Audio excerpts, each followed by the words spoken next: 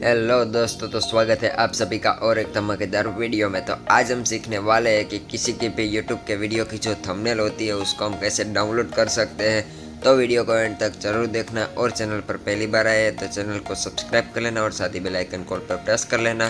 तो सबसे पहले हमको क्या करना है, हमको जो भी वीडियो की थंबनेल को डाउनलोड करना है उस वीडियो की लिंक को आपको कॉपी कर लेना। तो मैं यहाँ पे मेरे चैनल पे आ जाता हूँ।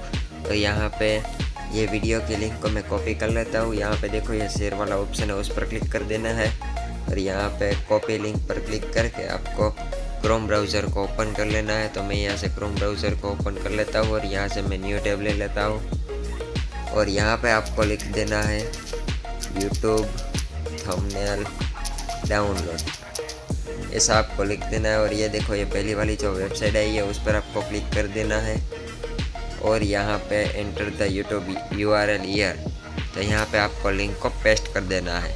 और यहाँ पे देखो गेट थंबनेल इमेज, इस पर क्लिक करके यहाँ पे नीचे देखो ये सब थंबनेल मेरी यहाँ पे आ गई है। ये देखो ये नॉर्मल इमेजेस है और ये हाई क्वालिटी मतलब HD इमेज है।